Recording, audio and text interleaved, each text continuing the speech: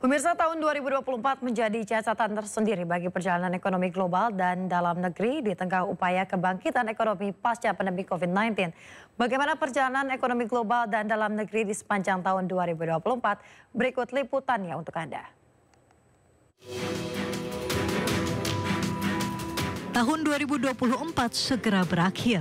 Sepanjang tahun ini, dunia menghadapi berbagai tantangan yang kompleks dan beragam. Mulai dari konflik geopolitik, perubahan kepemimpinan politik di banyak negara, hingga proyeksi ekonomi global dan negara-negara besar di dunia yang masih lemah. Sepanjang tahun ini, dunia memang berada dalam situasi global yang tidak pasti. Agenda politik dan pergantian kepemimpinan, baik di negara maju maupun berkembang, memunculkan pimpinan negara baru dan dipastikan akan menimbulkan perbedaan arah kebijakan. Termasuk pemilihan umum di Indonesia dan menciptakan pergantian pimpinan dari Presiden Joko Widodo ke Presiden Prabowo Subianto. Tak hanya pergantian kepemimpinan di berbagai negara, efek perang Ukraina-Rusia yang masih terasa, konflik geopolitik di Timur Tengah dan di Laut Cina Selatan juga masih belum usai, ikut mempengaruhi stabilitas ekonomi global dan nasional yang belum sepenuhnya pulih dari dampak pandemi COVID-19. Di dalam negeri, pesta demokrasi dan momentum Ramadan diakui menjadi stimulus bagi pertumbuhan ekonomi nasional di tengah kinerja ekonomi negara-negara maju di dunia. Sepanjang kuartal pertama tahun 2024, Badan Pusat Statistik mencatat pertumbuhan ekonomi nasional berada di angka 5,11% secara tahunan. Capaian pertumbuhan ekonomi pada kuartal 1 ini menjadi yang tertinggi sepanjang tahun 2019 hingga 2024.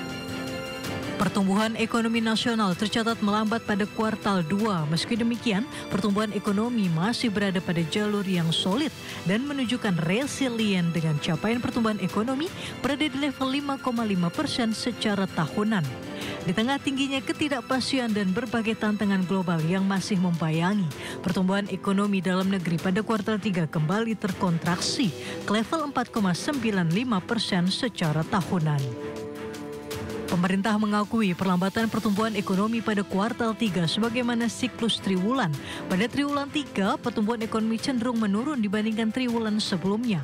Apalagi pada triwulan ini tidak ada dorongan event besar dan khusus seperti hari besar keagamaan atau libur anak sekolah seperti triwulan sebelumnya. BPS mencatat berdasarkan lapangan usaha, sektor industri pengolahan menjadi sumber pertumbuhan ekonomi terbesar. Sementara menurut pengeluaran, pertumbuhan ekonomi nasional masih disumbang oleh konsumsi rumah tangga. Meski mengalami tren perlambatan, pemerintah optimistis pertumbuhan ekonomi di akhir tahun 2024 masih berada di angka 5%.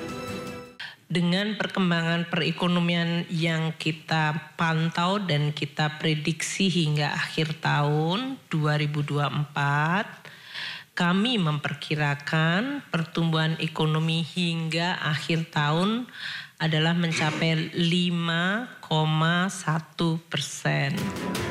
Di tengah kondisi ekonomi global yang belum menentu di sepanjang tahun 2024, neraca perdagangan Indonesia berada dalam jalur positif. Neraca perdagangan tercatat mengalami surplus di sepanjang tahun 2024. Sepanjang Januari hingga September, BPS mencatat surplus neraca perdagangan Indonesia mencapai 28,86 miliar dolar Amerika.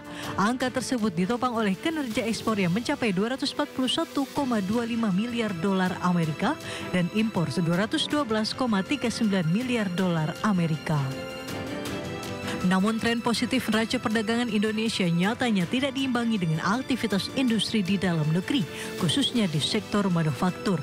Hal ini tercermin dari tren pemutusan hubungan kerja yang terus berlanjut, terhentinya aktivitas industri hingga kontraksi panjang industri manufaktur dalam negeri, salah satunya industri tekstil dan produk tekstil. Turunnya permintaan dari dalam dan luar negeri berdampak pada aktivitas industri manufaktur di Indonesia yang sempat berada di level 54,2, indeks manufaktur Indonesia terus mengalami penurunan. Bahkan, indeks manufaktur hingga November mengalami kontraksi di bawah 50. Indeks manufaktur pada periode Juli berada di level 49,3 dan Agustus di level 48,9.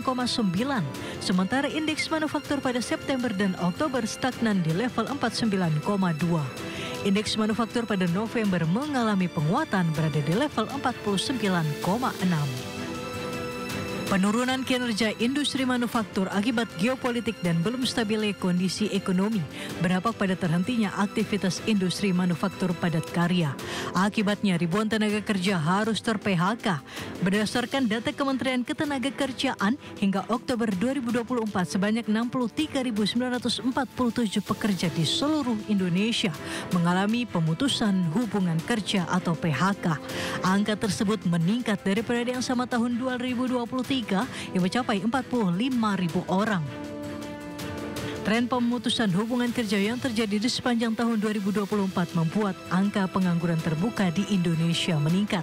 BPS mencatat angka pengangguran per Agustus 2024 mencapai 7,47 juta orang dengan tingkat pengangguran terbuka mencapai 4,91 juta orang. Angka lebih tinggi dibandingkan Februari 2024 yang mencapai 7,2 juta orang. Dengan tingkat pengangguran terbuka mencapai 4,82 juta orang. BPS menyebut peningkatan angka pengangguran terbuka dipengaruhi oleh tren PHK yang terjadi di sepanjang tahun ini. Seperti diketahui, tingkat pengangguran terbuka menjadi salah satu indikator penting yang mencerminkan dinamika perekonomian dan pasar tenaga kerja suatu negara. Tingkat pengangguran terbuka sendiri didefinisikan sebagai presentasi jumlah pengangguran terhadap jumlah angkatan kerja.